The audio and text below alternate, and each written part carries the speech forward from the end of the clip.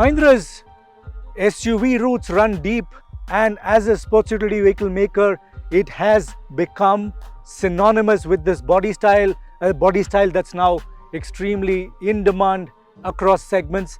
And the Scorpio particularly is a vehicle that has helped Mahindra really bounce into the big league with SUVs of this quality. And this one here is now going to be taking its position in the C and D segment SUV categories, and Mahindra is confident that with its pricing it's going to be a big disruptor.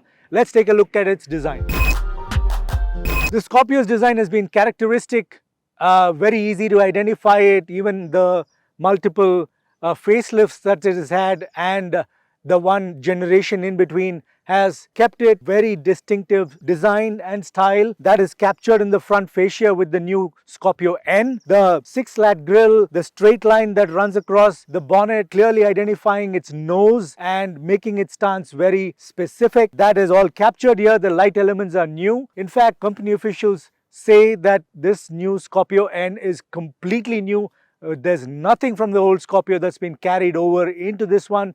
There could be some parts under the skin which it shares with a few other Mahindra vehicles, but then this is a completely new Scorpio. But there's a lot of characteristic lines. There's bits and pieces of design that you can see have been inspired by some of the other Mahindra vehicles in the portfolio, like the Alturas with the side body line. There's completely new rear end too. The new Scorpio has been designed in a collaborative effort with their design teams in India based out of Pune and Pininfarina in Turin, Italy. The side profile, as you can see again, the attempt has been to capture the whole essence of the Scorpio as it has been. So a lot of that very straight profile at the rear is borrowed from the current Scorpio. Some of the body sidelines, the character lines and the surfacing is also from the Scorpio that is already in the market. The particular design element that captures your eye, the side profile, and which has been specifically created to deliver a sort of design message, is this chrome line that curves and is shaped like a scorpion sting. Mahindra's designers say that that has been created to deliver that message specifically. So that's the rear design of the new Scorpio-N, and as you can see, a lot of the original Scorpio elements have been retained, of course reinterpreted for this new model. There's a lot of that design elements that are characteristics of the current Scorpio too. The tail lamp, vertical tail lamp that's shaped and given that clear side haunch strength.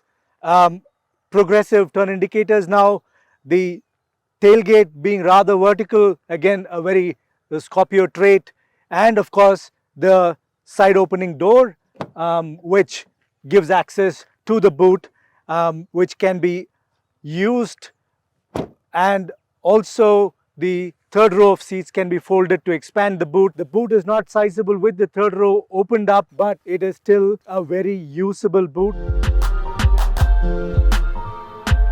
So Mahindra design team and the engineering team that we met earlier today explained that this is taller, wider, longer vehicle than most of the vehicles in the segment currently. This is going to be squarely pitted against a lot of the compact SUVs in the market and the ones further up in the 20 lakhs plus category. Mahindra's claim is that this is going to be delivering a lot more value and a lot many more features than any of the cars in the segment currently. Scorpio-N is going to be offered either as a 6-seater or a 7-seater. There is no 5-seater option going to be offered. There's a lot many more variants in between in terms of customization, in terms of choice of powertrain, but going to be 4 basic variants available within which there's going to be combinations. The Z2, Z4, Z6 and the Z8. These are the 4 basic variants around which the new Scorpio-N will be available. That then is the Scorpio in terms of its design and its variant strategy. So the new Scorpio-N's cabin, that's what we've been experiencing through the day today, going off-roading and of course driving up the hill to Lonavala from Pune. The cabin is a big jump in quality compared to the previous generation Scorpio, and of course for Mahindra this is a leap by itself. We have seen the XUV 700 and its jump in cabin quality, but here again, there is a significant improvement in cabin refinement. The lines are tight for the panels. There is a bit of plastic around you, but it's all very well finished. This black and chocolate brown cabin color theme that we have seen in this top-end variant that we've been driving in has been really good. The overall layout is still very vertical, very SUV-ish, very butch and sort of upright SUV position. The seating position is good. The dashboard, the waterfall effect is what is captured, and the overall finish is, of course, classic SUV. So what are the key points, the highlights of the new Scorpio-N and its cabin? According to Mahindra, the space available in the cabin is more.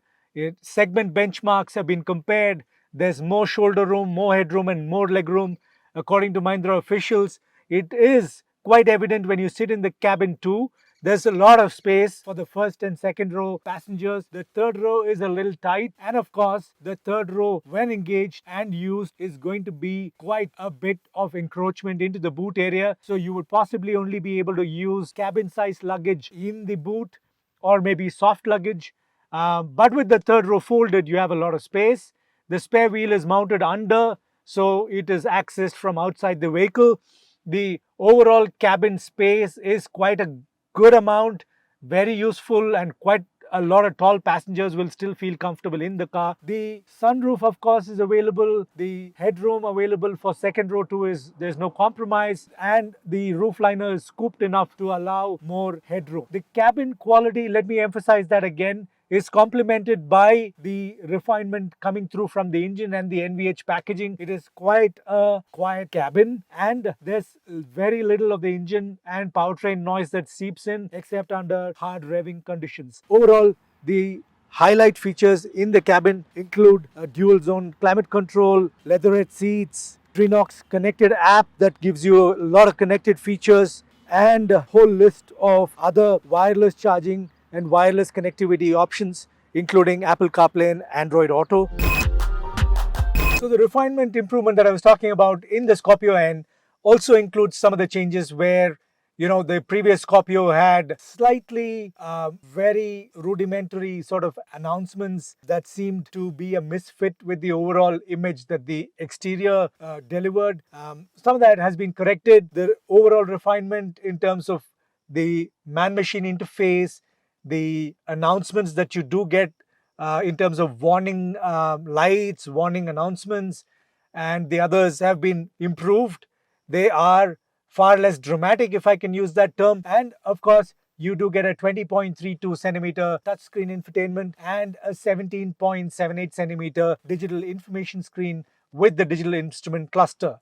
It does get 2 analog dials. The overall machine driver interface is very good. It does come through clearly. All the messaging that you need and information that you need is available at your fingertips. The steering wheel feels very good with those performance edges, light flattening on the surfaces where you hold. The 9-3 position is perfect. And of course, now the power steering is much lighter to use and much more, lots of more assistance in city and places where you do need it in case you're taking U-turns and stuff like that. The other highlight is the Sony music system, which is the same one that we've seen in the XUV700, and in the Scorpio-N too. It feels and sounds great.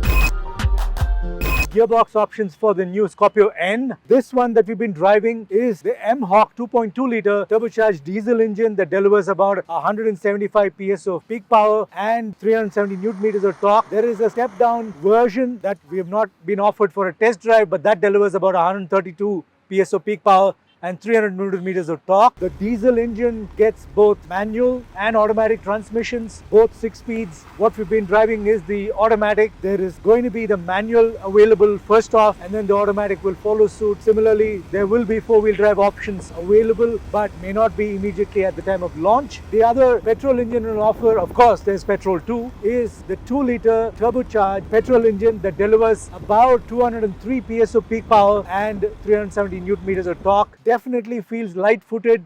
This engine doesn't cut through into the cabin and doesn't seem very loud even on the outside. There is quite a lot of refinement that comes through in the way it behaves. There's a lot of torque available for you to use. There is, in fact, mild torque steer that you'll have to work with. This is the two-wheel drive version that we've been driving, and I must tell you that this engine is definitely sounding much better than what we've been experiencing from the brand before. That then is your powertrain options in the new Scorpio-N. The Mahindra research and engineering teams have worked extensively on the suspension too, and the chassis dynamics. Lots of use of high tensile steel and ultra high tensile steel to make sure that the torsional stiffness is much higher than the previous generation Scorpio. The front suspension includes a double wishbone, longer travel suspension that has also includes what Mahindra calls FDD or frequency dependent damping. What this basically does is to ensure better high speed ride quality, and of course the rear suspension is a pentalink suspension with what Mahindra again calls Watts link. The Watts link enables uniform behavior between the left and the right suspension at the rear, enabling a much more refined ride for passengers even at the rear. Overall, the suspension quality is good, but it does feel stiff at points where some of the undulations on the road are very small, and there does seem to be quite a bit of the road in terms of feedback at the seat level. The seat squabs are also a little softer than I would have liked. Overall though, I would say it is a big jump over the previous Scorpio, and a lot of vehicles in this class also will feel the heat from the ride quality that this can offer. So it's a wet afternoon in Lonavala where we've been doing a bit of off-roading with the new Scorpio-N, and I must say it is quite impressive with its abilities. It does quite set the stage for a lot of other competitors in this segment, and it has a big jump in refinement, overall quality, fit and finish, and the key factor is that it still is essentially a Scorpio, and that is what is going to work in its favor. The fact that you can get this vehicle in its size class and with its list of features for a price that's going to be quite competitive, ranging from 12 lakhs to about 19.5 lakhs. That's going to be the key factor that determines how many customers are going to stay with the Scorpio brand and be weaned away from the competitors in the C and D segment. There is a lot to expect.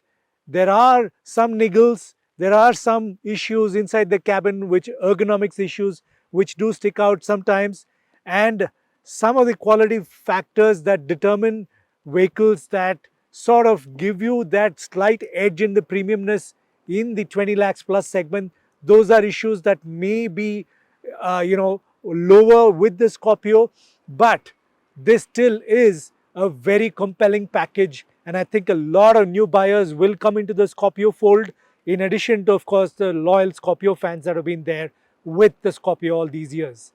Go and check it out. Let us know what you think.